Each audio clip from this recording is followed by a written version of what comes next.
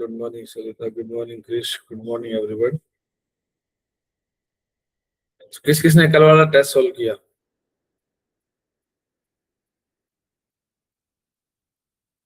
Yeah, I'm also fine. Sir मैंने Okay. Mega.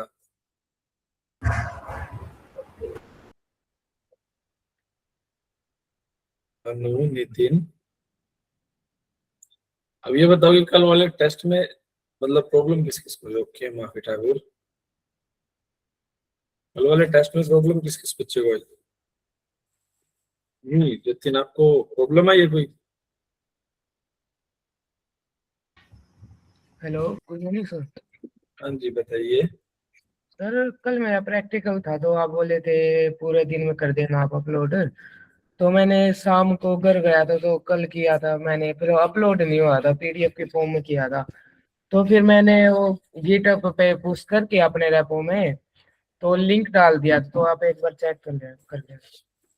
वैसे upload नहीं हो रहा था, सर्वर रिजेक्ट दिखा रहा था, तो मैंने गिटहब पे डालकर तो उसका लिंक डाल रखा उसमें, फिर हो गया था। ओके, लेकिन यार मैंने तो वो किया था, मतलब ड्यू टाइम तो जल्दी था ही नहीं कल, इसीलिए मैंने कल ड्यू टाइम हटा दिया था। कल ड्यू टाइम पूरे दिन का था, क्या कैसे हो सकता है? क्या पता नहीं सर, आपके पास मैंने स्क्रीनशॉट भी भेज रखा था, आपने सीन भी किया होगा। हाँ, मैंने देखा था, बट आई थॉट कि तू बाद में ट्राई करेगा तो हो जाएगा। ये देखो, अगर लेट मी शो, मैंने सर 1 घंटे बाद भी किया था ट्राई, फिर फाइनली जब नहीं हुआ तो फिर मैंने गेटअप के थ्रू करना पड़ा। ये देखो मेरी स्क्रीन विजिबल है? No sir. Visible, yes sir. ये देखो यहाँ पे जो आपको ड्यू टाइम है यस्टरडे दिखा रहा है, वरना प्रॉपर टाइमिंग होती है। अंडरस्टूड? ओके।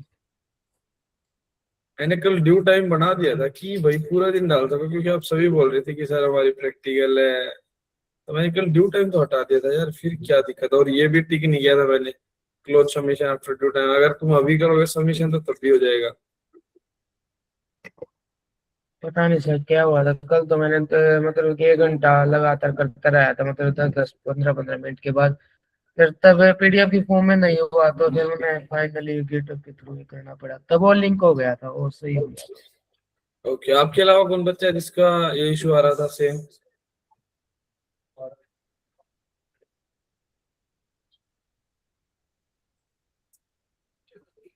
किसी और को इशू आया ये?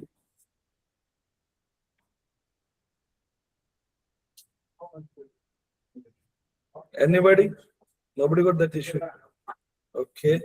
नो और सर। ये तो समझ में आ गया। फिर टेस्ट के अंदर किसी को कोई डाउट, टेक्निकल प्रॉब्लम ना हो, टेस्ट के अंदर किसी को कुछ समझ में नहीं आया, कोई क्वेश्चन ऐसा?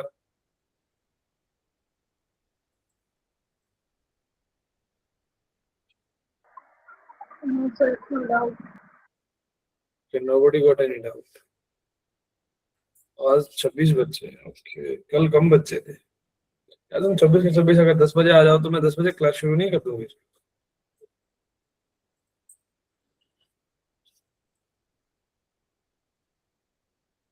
अब मेरे को ये बच्चे बोल रहे हैं, अमिता जैन है क्लास के अंदर, आपने टेस्ट सबमिट नहीं किया?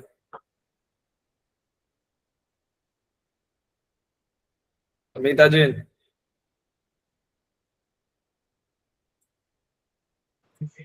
Yes sir. टेस्ट सबमिट नहीं किया, क्यों? सर मेरी आपसे बात हुई थी ना कि मैंने अभी लेटेस्ट ज्वाइन किया था। ओके ओके ओके, अच्छा आप हैं। Okay, yes sir. Okay. Dinesh Gautam, आज वो आया ही नहीं होगा। नहीं है। जयदीप, जयदीप भी पक्का नहीं आया होगा। एग्जैक्टली, जयदीप भी नहीं है। ओके, उसके बाद मेगा की 2 आईडी, मेगा निकल गया। सांकेत की भी मेरे हिसाब से 2 आईडी है या नहीं है? नहीं, सांकेत आपने भी नहीं किया यार। आपने कौन सी आईडी से सबमिट किया टास्क? सर कल मैंने संकेत, लाइट का इशू था तो नहीं किया सर, लाइट नहीं थी कल सर, लेट हो गया सर। यार, सर कल मैंने लाइट का इशू था तो नहीं किया सर, लाइट नहीं थी कल सर, लेट हो गया सर। यार, 2 आईडी लैपटॉप ही तो चार्ज करना था, कहीं और चार्ज कर लेते। चार्ज हो गया था sir. That's not a issue. Karan Dutt, sir परसों सर बाहर था सर, आज ही आए हैं सर। अभी देखा ही नहीं सर होमवर्क वगैरह कुछ भी, अभी देखूंगा सर, आज करूंगा। कल वाली क्लास भी नहीं ली आपने? नो सर, एब्सेंट था सर कल। ओके। मोहित सैनी,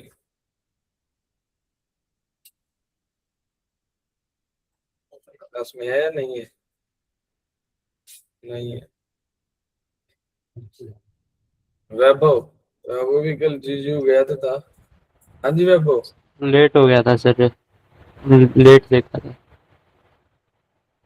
अरे यार, मैंने पूरे दिन का टाइम दिया था, ये लेट वाला ये मांगे तो, इसलिए मैंने तो पूरे दिन का टाइम दिया था ताकि मैं अच्छे से काम कर सकूं। सर छुट्टियों में ही घर आता हूँ, फिर दोस्त आ जाते हैं। ओके।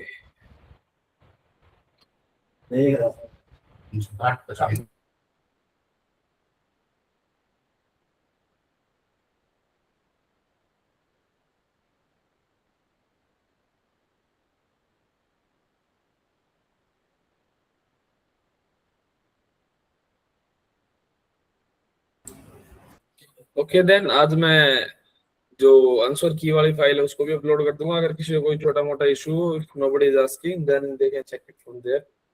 ओके, क्योंकि कल मैंने गलती से अपलोड भी कर दिया था, मेरे को याद नहीं था, बाद में मेरे को अनु ने याद दिलाया। भाई माय बैड। एक्चुअली पता है क्या होता है, कई सारी क्लासेस होती हैं तो ये चीजें याद नहीं रहती। मैंने स्टार्टिंग के 3-4 पेज देखिए, उसके बाद ना उसमें ये लिखा हुआ था एंड ऑफ टेस्ट, तो मैंने सोचा एंड ऑफ टेस्ट अब ये खत्म हो गया होगा, मैंने ये देखा कि पेज और भी बाकी हैं, सो आई जस्ट अपलोड इट। मेरे को ये याद नहीं रहा। ओके, बाद में तो मैंने डिलीट फॉर एवरीवन कर दिया था। Okay students, then let's start.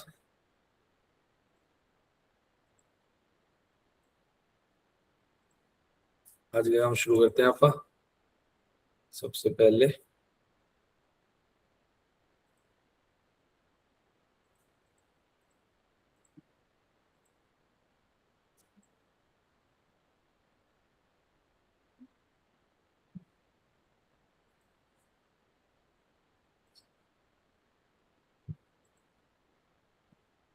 Okay, आज आपका स्टार्ट करेंगे सीएसएस। सीएसएस की फुल फॉर्म किसी को पता है? Yes, sir. Cascading style sheet. Exactly, CSS है कैस्केडिंग स्टाइल शीट। इसके अंदर आपका अभी तक अपना जो भी बैकग्राउंड था, फोन का कलर था, जो भी अपनी चीजें थी वो विदाउट स्टाइलिंग थी। जो नॉर्मल स्ट्रक्चर है अपने को वो ही दिखाई दे रहा था अभी तक। अब अपन स्टाइलिंग के ऊपर ही काम करेंगे कि स्टाइलिंग कैसे होगी। ओके, तो आज आप सीखेंगे कि सीएसएस क्या होता है, उसको एचटीएमएल के साथ लिंक कैसे करते हैं, सिंटैक्स क्या होगा सीएसएस के अंदर, सिलेक्टर्स कैसे काम करेंगे, टारगेट कैसे होंगे एचटीएमएल के पर्टिकुलर टैग्स, उसके अलावा कलर्स इन सीएसएस, फॉन्ट, टेक्स्ट स्टाइलिंग, और अपने जो आपने बायो पेज बनाया है उसको आप स्टाइल करेंगे। ओके,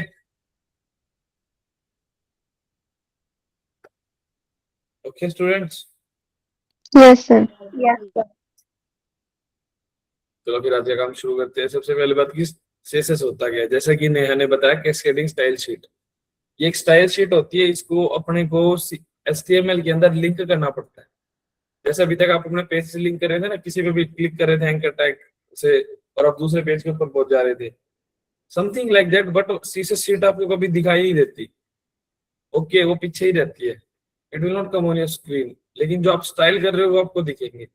जैसे आप एचटीएमएल के ऊपर कुछ भी लिखते हो वो आपको दिखता है, लेकिन सीएस के अंदर आप कुछ भी लिखोगे वो आपको दिखेगा नहीं, बस जो स्टाइलिंग कर रहे हो आपको वो दिखेगी। ठीक है, ये अपन स्टार्टिंग में देखा था कि एचटीएमएल स्ट्रक्चर के लिए, सीएस स्टाइल के लिए और जेएस बिहेवियर के लिए। तो आप एचटीएमएल खत्म करके सीएस पे आ गए। सीएस करेंगे आप इस हफ्ते। तो सीएसएस के अंदर से 3 टाइप से आप क्या कर सकते हैं स्टाइलिंग। ठीक है, सबसे पहला और मेन तरीका जिसके ऊपर आप मोस्टली काम करेंगे वो है ये। इसके अंदर क्या होता है कि एक्सटर्नल शीट लिंक करते हैं आपका। ये जो स्टेटमेंट आपको दिख रही है लिंक आरईएल, ये आरईएल एट्रीब्यूट है, तो इसके अंदर जो भी नाम होगा वो डबल कोट्स के अंदर आएगा। हमेशा REL के अंदर स्टाइल शीट ही आएगा जब भी आप CSS फाइल ऐड करेंगे, हमेशा, ये बात हमेशा याद रखना, ठीक है। और उसके बाद HRF के अंदर जो भी अपनी स्टाइल शीट का नाम होगा, जैसे अभी तक आपका index.html, hello.html, contact.html करे थे, ऐसे style.css, CSS की जो वो है शीट, उसका नाम है, ओके। अब इसके बाद दूसरा तरीका आता है इंटरनल हेड के अंदर। अब जो अपना हेड का जो टैग होता है ना, जिसके अंदर अपना टाइटल होता है, आप वहां भी सारी CSS स्टाइलिंग लगा सकते हैं। और आखिरी तरीका है, जो भी आप पर्टिकुलर टैग लिख रहे हैं उस टैग के अंदर स्टाइलिंग को डिफाइन करना, ठीक है। चलो आप पहले अब ये देखते हैं कि आप इसके ऊपर काम कैसे करेंगे। ठीक, सबको दिखाई दे रहा है ना? Yes, sir.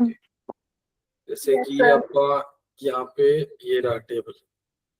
अब आप यहाँ पे ना स्टाइल के अंदर आते हैं, जैसे कि इसमें आप देख रहे हो यहाँ पे स्टाइल कलर ब्लू ये लिखा हुआ है H1 के अंदर। अगर आप यहाँ पे भी कोई H1 बना के इसके अंदर ये लिख देते हैं, जैसे यहाँ पे लिखते हैं आप, लेट्स डू इट हियर।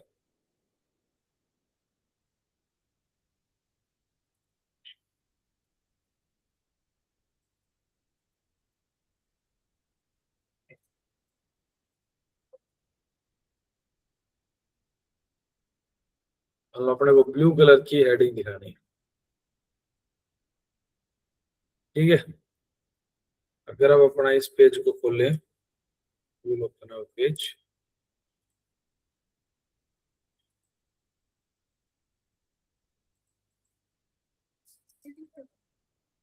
ये देखो आपकी बात जो अपनी हेडिंग आई ना वो ब्लू कलर में आई है, वरना अभी तक अपने जो भी टेक्स्ट होता था वो सारा ब्लैक कलर में आता था। अब इसके अंदर क्या किया है अपन ने कोड में, ये अपना है इनलाइन, इनलाइन डिफाइन कर दिया कि लाइन के अंदर ही अपन HTML के अंदर ही डिफाइन कर दिया कि जो अपना कलर है फोंट का वो होना चाहिए ब्लू। ये सारा जो हेडर का स्टार्टिंग होता है ना, ओपनिंग टैग होता है, ये उसके अंदर अपन ने सारा लिख दिया, ठीक है। और अगर आप इस साथ में ये चाहें कि अपने को करना है, इसका मान लो बैकग्राउंड कलर होना चाहिए, अपने को बैकग्राउंड कलर ब्लू करना है, ना कि ये देखो। अब जो फोंट का कलर है ना वो तो सारा ब्लैक ही है, लेकिन जो बैकग्राउंड का कलर है ना वो ब्लू हो गया, ओके। ऐसे आपका प्रॉपर्टी डिफाइन करते हैं इनलाइन, यानी लाइन के ही अंदर, जो कि अपना थर्ड वाला मेथड, ओके। फिर अपना अगला मेथड है ये इंटरनल, की जो HTML की शीट है उसी के अंदर अपने को अलग फाइल ही ना बनानी पड़े। अगर आप अब इसके अंदर स्टाइल बनाएंगे, स्टाइल बनाने का जो अपना सिंटैक्स होगा वो होगा ये, ठीक है। अपने को स्टाइल का टैग ओपन करना पड़ेगा, फिर अपने को स्टाइल का टैग क्लोज भी करना पड़ेगा। Now let's do it। अब जैसे ही अपन ने स्टाइल का टैग बना दिया हेड के अंदर, एक बात हमेशा याद रखना, जब भी आप इंटरनल बना रहे हो तो हेड के अंदर ये डिफाइन होगा, ठीक है। तो आप यहाँ पर H1 लिखते हैं, H1 की अपने को हेडिंग बदलती है, मान लो अब H1 के अंदर अपने को कलर चाहिए व्हाइट, तो इसको ऐसे डिफाइन करना है, ठीक है। अंडरस्टूड। तो इसको जैसे ही रिफ्रेश करेंगे, बैकग्राउंड कलर अपन इनलाइन में डिफाइन किया है ब्लू, और जो अपना कलर है फॉन्ट का वो अपन ने इसके अंदर डिफाइन किया है कि वो होना चाहिए व्हाइट।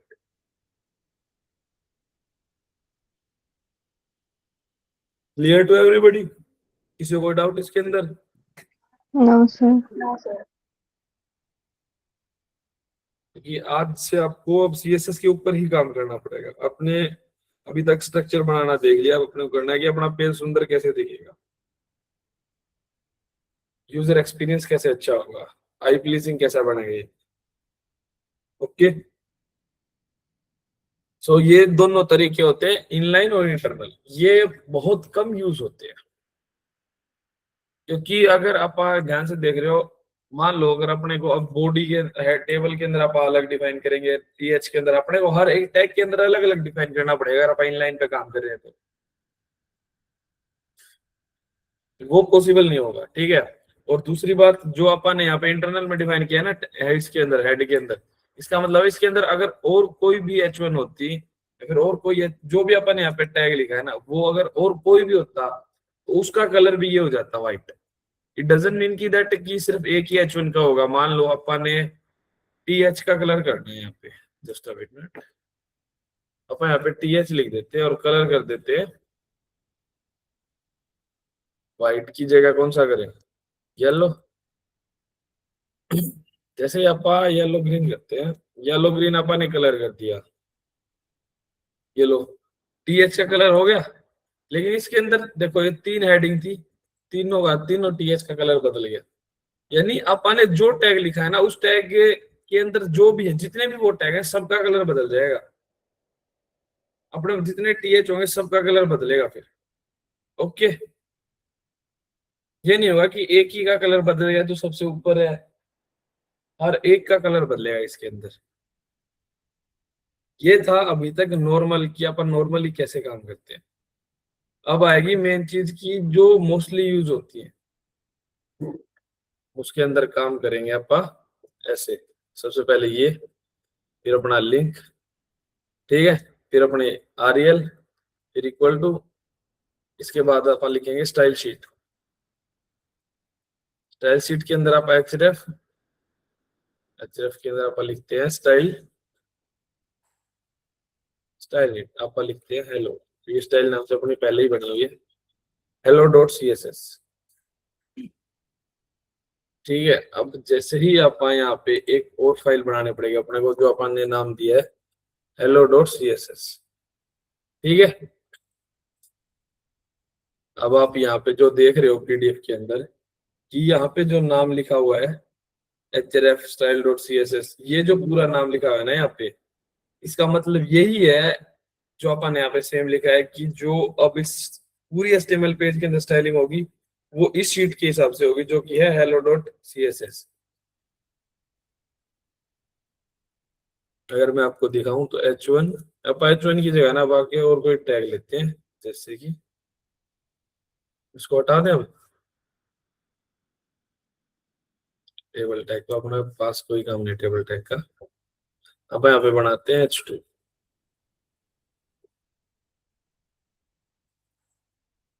इसके अंदर लिख देते हैं स्टूडेंट नेम। ठीक है, अब इसके अंदर जो अपन ने टेक्स्ट लिखा है, इफ यू वांट सी, ये देखो नॉर्मल आ गया अभी, क्योंकि इसके अंदर कोई स्टाइलिंग ऐड नहीं हुई अभी तक। अब बताओ इसके अंदर कौन सा कलर लगा है, एनीबॉडी?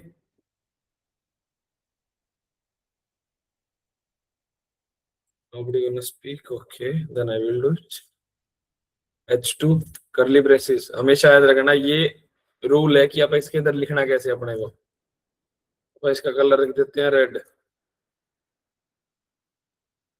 जैसे ही अपन इसका कलर रेड लिख दिया और अपन यहाँ पे रिफ्रेश किया तो ये देखो इसका कलर रेड बन गया, क्योंकि अब ये जो hello.css की शीट है ये अपनी इस शीट के साथ HTML की जो table.html उसके साथ लिंक हो चुकी है। जो भी यहाँ लिखोगे वो चेंजेस इसके अंदर होंगे। अगर यहाँ पे हल्का सा नाम बदल दिया और वहां पे जाके दोबारा रिफ्रेश कर दिया तो देखो कोई मतलब नहीं है, जो अपन उस शीट के अंदर लिखना है वो आएगा ही नहीं अपने पास। इसीलिए हमेशा याद रखना कि जो नाम लिख रहे हो href के अंदर वो एग्जैक्टली सेम होना चाहिए जो फाइल का नाम है, वरना फिर प्रॉब्लम आएगी। ओके, किसी को कोई डाउट? No, sir. हेलो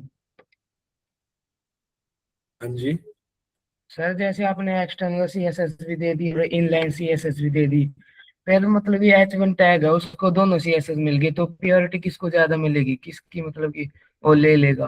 मतलब कि आपने H1 टैग बना दिया तो एक्सटर्नल CSS भी लिख दी और इनलाइन भी लिख दी, अगर आप तो दोनों में से किसको लेगा वो?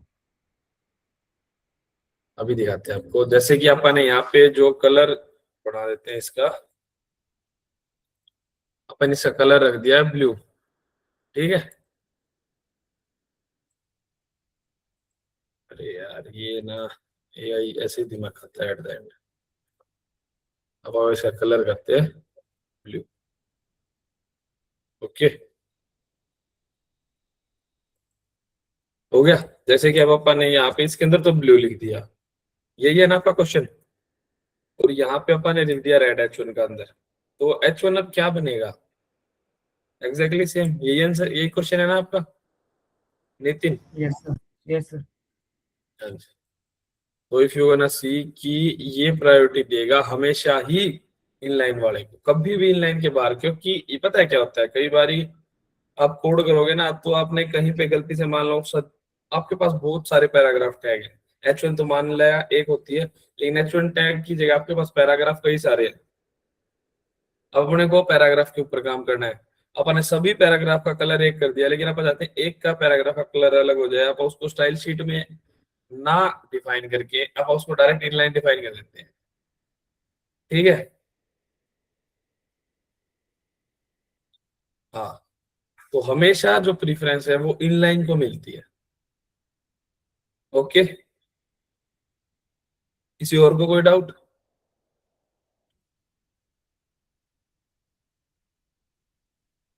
एनीबॉडी? No, sir. ओके, चलो अब आगे चलते हैं अपनी पीपीटी की तरफ। तो अपने ये तीनों तरीके देखिए सीएसएस फाइल को एचटीएमएल के साथ लिंक करने का।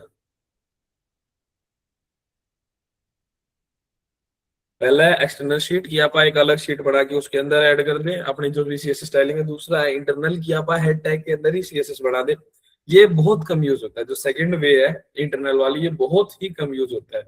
जब अपने पास एक ही एचटीएमएल टैग होता है उसी के अंदर अपने को सारा काम करना होता है, तभी यूज होता है। ओके, क्योंकि अगर मान लो किसी को कोई एक या दो में चेंज करना हुआ तो इनलाइन ही डिफाइन कर देगा डायरेक्टली।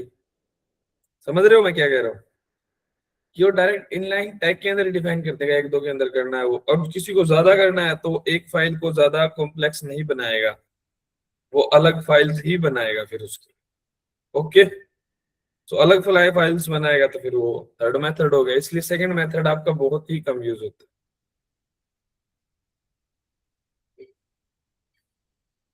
अब अपना रूल के अंदर सबसे पहले बात आती है कि अब अभी तक आपने सोचा कि H1 लिख दिया तो H1 के अंदर चला गया, लेकिन कई सारी वे होती है।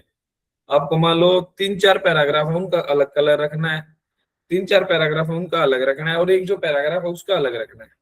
अगर आपको ये करोगे तो कैसे करोगे? Anybody got any idea? Sir, maybe ID देनी पड़ती है।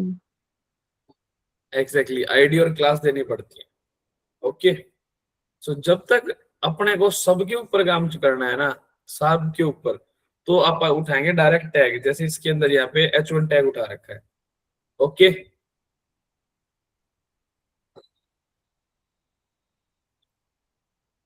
तो आप H1 टैग जैसे ही उठाएंगे, ये इसको बोलते हैं सिलेक्टर, कि जिसके ऊपर अपने को काम करना है। अगला है अपनी प्रॉपर्टी, कि अपने को किस प्रॉपर्टी के ऊपर काम करना है। कलर के लिए कलर प्रॉपर्टी है, बैकग्राउंड कलर के बैकग्राउंड प्रॉपर्टी है, फॉन्ट साइज के लिए फॉन्ट साइज की प्रॉपर्टी है, फॉन्ट वेट के लिए फॉन्ट वेट, टेक्स्ट अलाइनमेंट की टेक्स्ट साइड में होना चाहिए, सेंटर में होना चाहिए, लेफ्ट होना चाहिए, राइट होना चाहिए, इसके लिए टेक्स्ट अलाइन की प्रॉपर्टी। ये आपको क्रम्प करने की जरूरत नहीं पड़ेगी, जैसे जैसे आप काम करते चलोगे वैसे वैसे आपका ये सारा काम होता चलेगा, आपको याद होती चलेगी। ओके, उसी तरह ये आपकी वैल्यू होती है, जो भी आपने यहाँ पे प्रॉपर्टी डिफाइन की उसकी वैल्यू होती है। हमेशा ये सेमी को मतलब कोलन से सेपरेटेड होती है, और एंड में हर प्रॉपर्टी के अपने को सेमीकोलन लगाना पड़ता है। जैसे अपन सी और जावा के अंदर लगाते हैं, C++ के अंदर लगाते हैं, एग्जैक्टली सेम वैसे ही। ओके, पाइथन की तरह इसको ऐसे ही मत छोड़ देना। ओके, अभी अपने पास कुछ रूल हैं जो अपने को हमेशा याद रखने हैं। रूल्स टू रिमेंबर कि सिलेक्टर प्लस करली ब्रेसेस रैप द रूल, कि हमेशा सिलेक्टर और सिलेक्टर के बाद करली ब्रेसेस शुरू कर दो, ताकि अगर अपने को और भी कई सारी प्रॉपर्टी डिफाइन करनी है तो आप कर सके आराम से। जैसे कि आप इस एग्जांपल में देख रहे होगे कि इसने कलर भी डिफाइन किया है, फॉन्ट साइज भी उसी के अंदर डिफाइन किया, फॉन्ट वेट भी, लेकिन ये सब सेपरेटेड कैसे हुए? अपने इस कॉलन के कारण। तो सेमी कॉलन लगाना जरूरी है, और ये सारा रैप सिलेक्टर और जो करली ब्रेसेस है उनके अंदर हो गया। Okay, property value separated by colon, की अपनी जो प्रॉपर्टी और ये प्रॉपर्टी है ये वैल्यू है, इसको सेपरेट करेंगे कॉलन से। One rule can have many declaration, कि एक रूल की बहुत सारी अलग अलग डिक्लेरेशन होती है। ये मैं आपको आगे जैसे काम करेंगे आपको पता चलेगा कैसे होती है। CSS ignore white space, indentation is style only, indentation सिर्फ स्टाइल के लिए होती है। ओके, अब अगली बात आती है कि अपने पास अलग अलग चीजें आएंगी कैसे। जो आप क्लास आईडी और सिलेक्टर की बात कर रहे थे टैग्स के अंदर, वो आप करेंगे कैसे? जब भी आप कोई भी टैग लिखोगे ना, वो टैग आपको लिखना पड़ेगा डायरेक्ट। जैसे पी टैग है तो पी टैग यानी अपने H1 यूज किया था तो अपने डायरेक्ट H1 लिख दिया था, S2 यूज करना है डायरेक्ट S2 लिख दिया। ओके,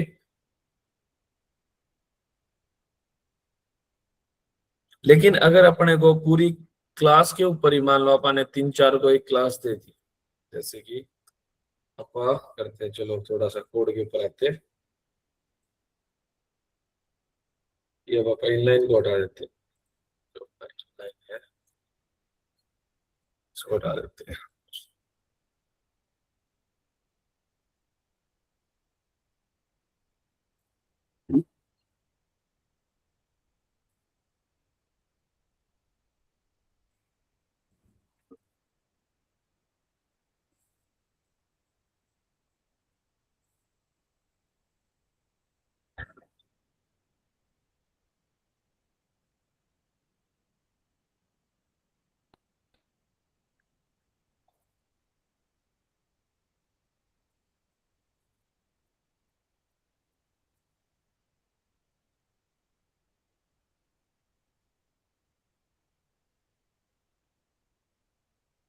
अब यहाँ पे देखो, यहाँ पे अपना क्लास, क्लास हमेशा हेड से डिफाइन होती है। ओके, क्लास एक एट्रीब्यूट की तरह डिफाइन होगी हमेशा, कि उसको डबल कोट्स के अंदर लिखें। ओके, अगर आप इसको भी एक क्लास दे देते हैं और इसको भी इन्फो ही दे देते हैं,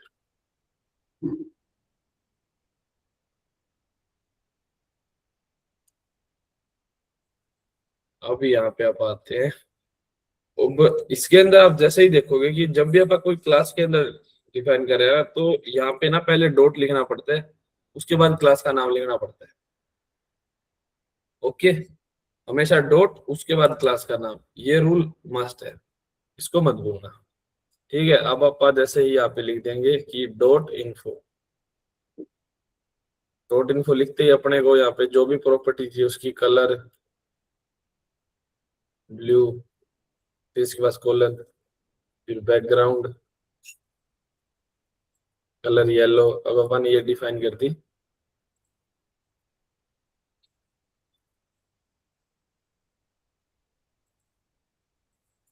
ओके, अब आप अपने पेज पे जाके अगर रिफ्रेश करते हैं तो ये देखो जो भी अपन ने डिफाइन की थी ना दोनों, एक सेकंड, थर्ड होने को क्या हुआ, अपन HTML के अंदर 3 लिखे थे ना। ओके ओके, अपन ने थोड़ा सा गलत कर दिया कि जो अपने डबल कोट्स है ना, यहाँ पे अपन ने डबल कोट्स को क्लोज नहीं किया तो अपने को थर्ड वाला इसलिए दिखाई नहीं दे रहा। तो डबल कोट्स को क्लोज करना हमेशा जरूरी होता है, जैसे आपको स्टार्टिंग से बता रहा हूँ। तो ये देखो अपन ने जिस जिसकी भी क्लास थी ना उस सभी को ब्लू कलर असाइन हो गया और बैकग्राउंड कलर जो है येलो असाइन हो गया। अंडरस्टूड? यस और नो? Yes, sir. यस। अगर मान लो आप अब यहाँ पे एक पैराग्राफ की क्लास भी बना लेते हैं, पैराग्राफ के अंदर आप ये लिखते हैं स्टूडेंट इन्फो, और इसकी भी क्लास अपन इन्फो दे दी, तो आप देखोगे कि इसको भी सेम प्रॉपर्टी असाइन होगी, फॉन्ट जो है ब्लू और बैकग्राउंड है जो येलो। आप चाहते हैं कि आप जिस जिस हेडिंग की प्रॉपर्टी इन्फो है ना सिर्फ वो ही चेंज हो, सभी चेंज ना हो, जिसकी सबकी इन्फो क्लास है वो सभी चेंज ना होगी, जिसका जिसका बैकग्राउंड है वो ही चेंज हो बस। ओके, उसके लिए अपने को करना पड़ेगा S2, जैसे आप S2 लिख के डॉट इन्फो लिख देते हैं, ये देखो कि जो H2 डॉट इन्फो यानी जिस जिस S2 की क्लास इन्फो है सिर्फ उसी के अंदर ये चेंजेस करो, बाकी सभी के अंदर ये चेंजेस मत करो। ओके, अब मेरे को ये बताओ कि आप लोगों में से कौन कौन पीसी के साथ बैठा है?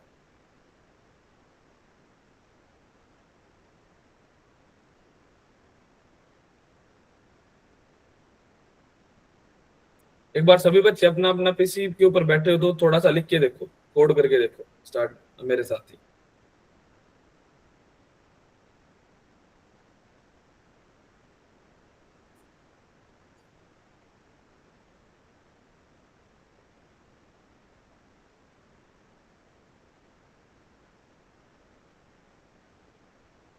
एवरीबॉडी एक बार कोड करके देखो।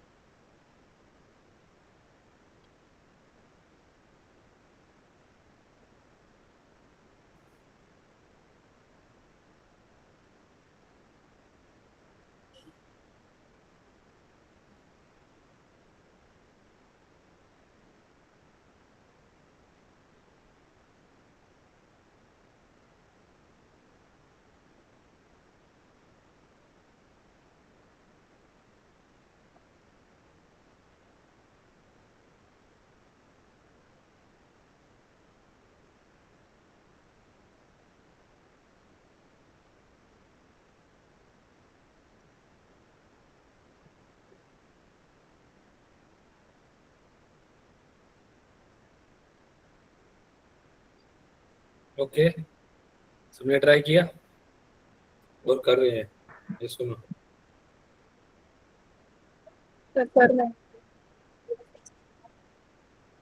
Okay, do it.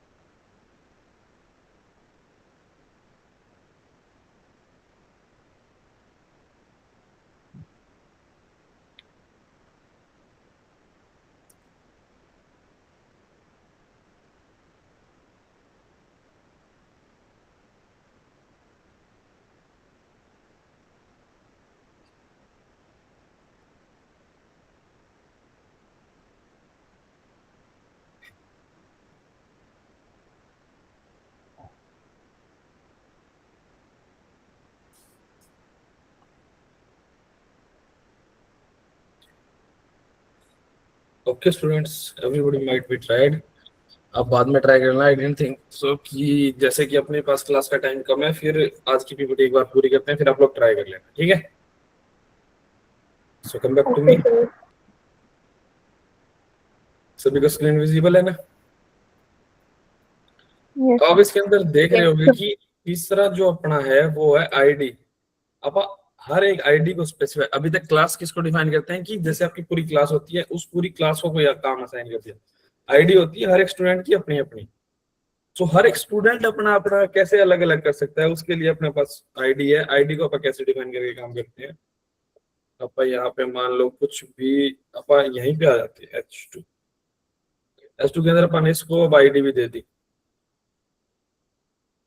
यहाँ पे अगर आप इसको आईडी देते हैं, आईडी मान लो अपन ने दे दी मार्क्स, ठीक है?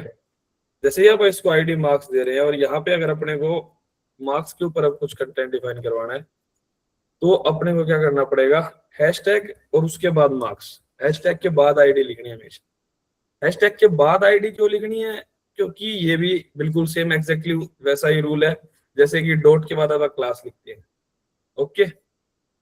वरना ये रिकॉग्नाइज नहीं होगा और एरर दिखाएगा आपको।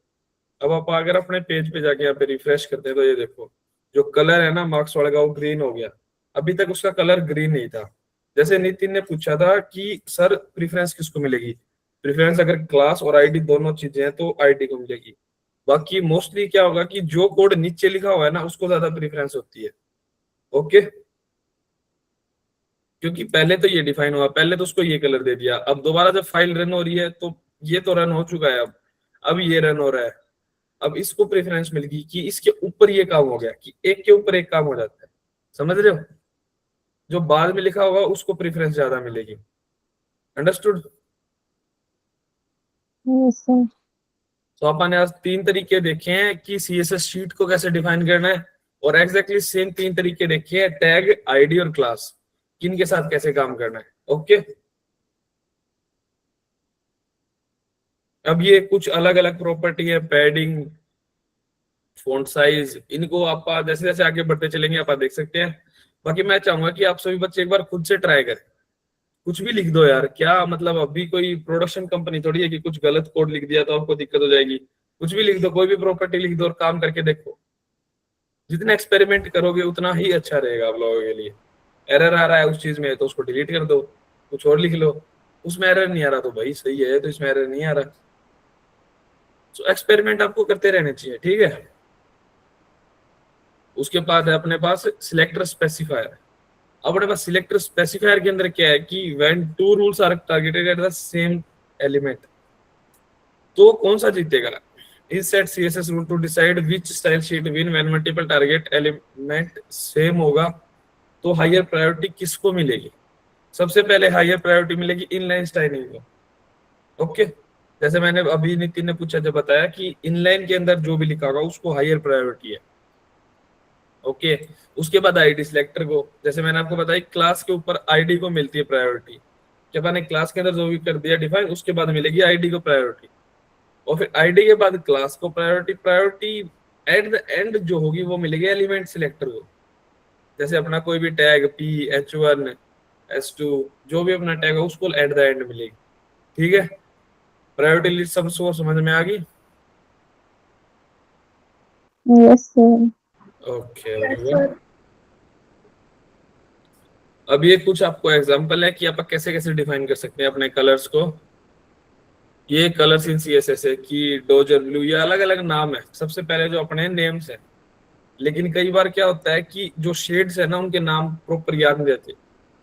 ओके, एक एक शेड को याद रखना। बाकी जो भी अपन नॉर्मल वेबसाइट बनाते हैं ना उनको आप ऐसे कभी नहीं बनाते कि रेड कलर, ब्लू कलर, नहीं, हमेशा शेड्स डिफाइन होती है उनकी, क्योंकि प्योर रेड तो कोई भी अपनी वेबसाइट के अंदर नहीं लगाएगा ना। एग्जैक्टली, या कोई लगा देगा, बताओ। No, sir. एग्जैक्टली यही बता रहा हूँ मैं, प्योर कलर कभी भी यूज नहीं होता व्हाइट को छोड़ के। व्हाइट और ब्लैक ही ऐसे कलर है जो प्योरली यूज होते हैं। ओके, इसके बाद अपने पास होता है हेक्स कोड के अंदर कोड। मोस्टली कोड आप हेक्स कोड के अंदर लिखेंगे, जो भी अपना कलर होगा हेक्स कोड के अंदर लिखा जाएगा, ठीक है। हेक्स कोड होता है अपना कि जो भी अपना लिखा हुआ है कि 10 तो जो अपने नंबर होते हैं 1 to मतलब 0 to 9 नंबर्स, अपने स्टार्टिंग के 6 अल्फाबेट। ओके, इन सब के अंदर अपना हेक्स कोड होता है। इसके अंदर 6 नंबर्स आएंगे, टोटल मिला के 6 डिजिट होंगे, चाहे वो नंबर्स हो चाहे वो कोई लेटर हो, होंगे 6 इसके अंदर। ओके, जैसे यहाँ पे लिख रखा है 15655C0 या फिर EF476F। अब आप ये सोच रहे होगे कि सर आपने तो 6 बोला था, यहाँ पे 3 क्यों है। 3 इस कारण से है यहाँ पे क्योंकि ये इसकी शॉर्ट फॉर्म है। इसका मतलब FFD का मतलब है कि 4 बार F 2 bar at the end में D। Okay, understood? Yes, sir. और अपने किसी भी कलर का मान लो हेक्स कोड ढूंढना है तो अपन यहाँ पे लिख सकते हैं कि hex code of white colour. ये देखो, जिस भी कलर का हेक्स कोड ढूंढना है, व्हाइट कलर का ढूंढ लिया, ब्लैक का ढूंढना है तो ब्लैक का ढूंढ लो, ठीक है। ब्लैक का और व्हाइट का याद रखना कि इसका होता है 000, व्हाइट का FFF, ठीक है। जिस भी कलर का आपको हेक्स कोड ढूंढना आप ढूंढ सकते हो, फिर उसके अंदर थोड़े बहुत चेंजेस कर दो। जो शेड लेने आपको उस हिसाब से फिर आप शेड ले सकते हो। ठीक है, अपने पास तीसरा तरीका है आरजीबी। आरजीबी के अंदर क्या होगा कि रेड, ग्रीन और ब्लू, इन तीन के कॉम्बिनेशन से कलर बनेंगे। जो ये वैल्यू लिखी हुई ना 21, 101, 192, ये सारी वैल्यू 0 से 255 के बीच में होंगी हमेशा, मतलब 255 भी इंक्लूडेड होगा। ओके, तो जब भी ये वैल्यू होंगी इसका मतलब है कि रेड कितने परसेंट, ब्लू कितने परसेंट, ग्रीन कितने परसेंट। तो इसके अंदर ये सारी चीजें लिखी हुई हैं। अगर अपने को किसी का आरजीबी ढूंढना है, जैसे अपन एक्स कोड ढूंढा गूगल पे, वैसे अपन किसी का भी आरजीबी ढूंढ सकते हैं। जब अपने को प्योर रेड चाहिए हुआ तो 255 0 0, प्योर ग्रीन चाहिए हुआ तो 0 255 0, प्योर ब्लू चाहिए तो 0 0 255। Okay, understood? Yes, sir. ये आप खुद ढूंढ के लाएं, इसका मैंने सिर्फ नाम रखा है। ये आपको ढूंढेंगे कि आरजीबी क्या होता है। इसके अंदर होता है आरजीबी और साथ में ओपेसिटी, कि कितनी विजिबिलिटी होनी चाहिए उस कलर की। ओके, इसके ऊपर आप लोग खुद रिसर्च करेंगे और खुद काम करेंगे कि सर ये वाला होता क्या है, और मेरे को कल बताएंगे। 3 मैंने आपको डिफाइन कर दिए, 1 मैंने आपके ऊपर छोड़ा है, ये आपको डिफाइन करना है मेरे को कल। ठीक है, अब बारी आती है कि बॉडी टैग क्या होता है। अभी तक आप अगर अपने HTML फाइल देखेंगे तो जो अपना पूरा बॉडी टैग है ना, उसके ऊपर ही कोई कलर डालना है। मान लो अपने को क्या करना है कि लगभग सबका कलर ही अपने को ब्लैक रखना है फॉन्ट्स का, या फिर अपने को मान लो पूरा बैकग्राउंड भी ब्लैक करना है। एक आध जगह आएंगी जहाँ पे अपने को बैकग्राउंड ब्लैक नहीं रखना, तो बॉडी टैग के अंदर डिफाइन कर दो डायरेक्ट। ओके, बॉडी टैग के अंदर आप जैसे ही कोई भी कलर डिफाइन करोगे, वो कलर डिफाइन होते ही क्या होगा, आपका पूरा बॉडी टैग के ऊपर लग जाएगा। जो भी उसके अंदर एलिमेंट है, जो भी उसके अंदर टेक्स्ट है, उन सब के ऊपर लग जाएगा। Okay,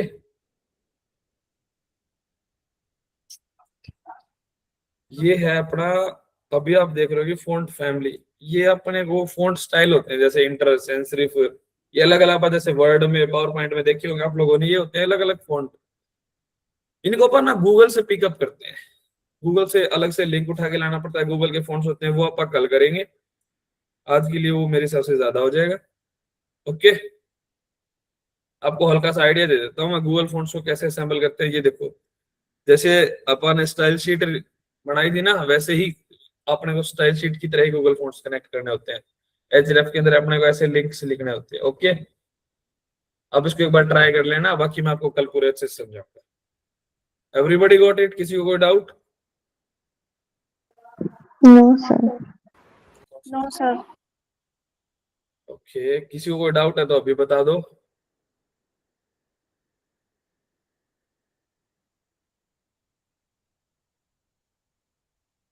okay, nobody got any doubt. KK or CSK? Yes hello, sir. क्या नाम है आपका? सर मोहित। ओके, आपने टेस्ट सबमिट किया था? सर कल का टास्क करा था सबमिट। यार मोहित नाम से फिर आपने 2 आईडी बना रखी है, मोहित सैनी, ये आपकी आईडी है? सर ये मोहित क्या है? सोनी है। अच्छा, आप मोहित सोनी हो, सैनी नहीं हो? मतलब ये यस आपकी सर। आईडी नहीं है बेसिकली, ये पूछना चाहता हूँ मैं। सर मैंने ये उस टाइम क्रिएट कर रही थी तो यही नाम है इसका। अच्छा, ये आपकी ही आईडी है मोहित सैनी वाली? Yes sir. ओके, मतलब आप भी 2 आईडी से ज्वाइन करते हो? ओके, और कोई आ गया जो एब्सेंट था? नहीं आया? Okay, no problem.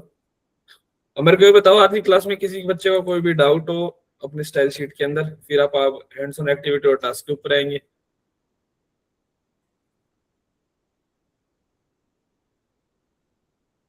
No, किसी को sir. कोई डाउट है? आज की क्लास में किसी को कोई डाउट नहीं है? ओके, तो फिर आप एक काम करना, हैंड्स ऑन एक्टिविटी के अंदर है कि आप अपने बायो पेज को स्टाइल करो। इसके ऊपर ना जाते हो आप अपनी मर्जी से स्टाइल करके लेके आना, अपनी क्रिएटिविटी दिखाना। ठीक है? ओके, अब अपना काम है अपने चारों टास्क, एक्सटेंड योर स्टाइल्स, की अपने जो स्टाइल्स हैं उनको एक्सटेंड करो, कलर टूल्स को एक्सप्लोर करो, अलग अलग सिलेक्टर्स को ट्राई करो, अलग अलग उनको आईडी दो, क्लासेस दो, और फिर उनके ऊपर कलर करवाओ। ओके फिर एट द एंड अपना सेम जो यूजुअली होता है क्वेश्चन टू थिंक। और मेरे को ये बताओ कि गिटहब के अंदर किसी बच्चे को कोई डाउट है क्या?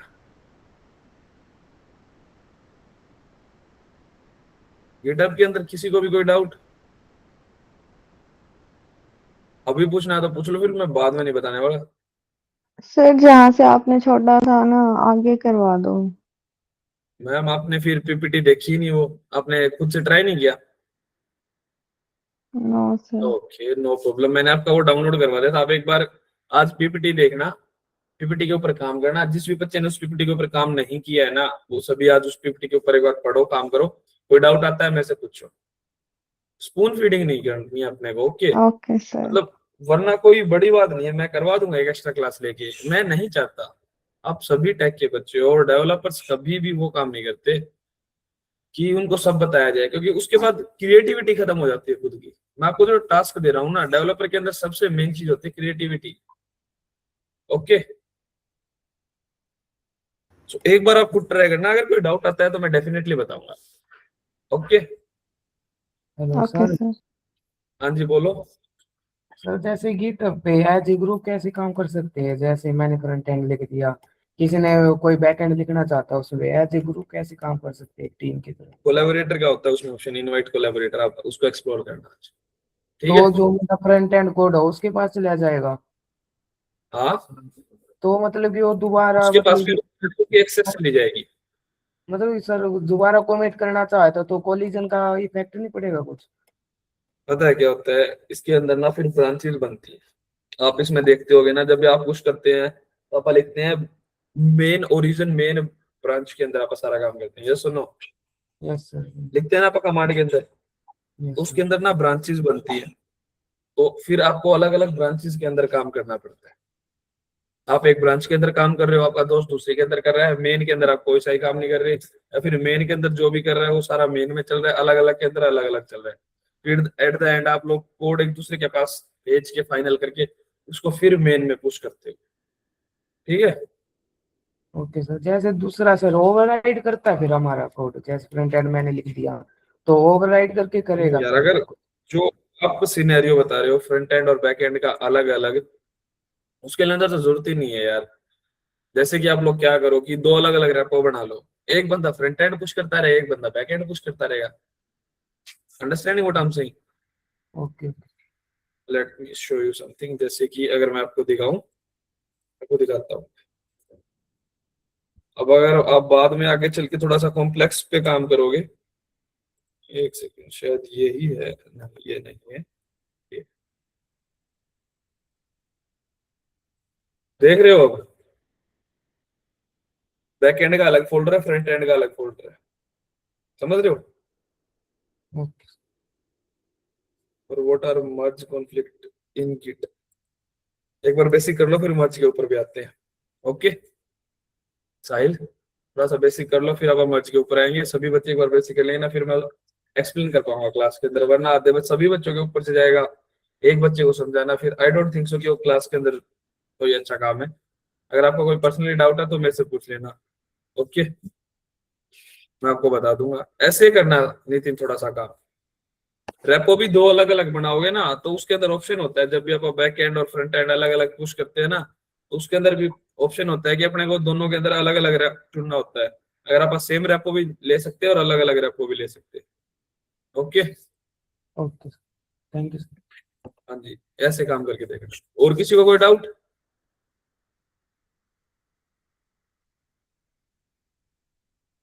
Anyone?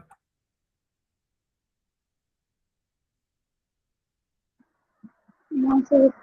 Got any doubt? Then okay students, thank you. You all may leave now.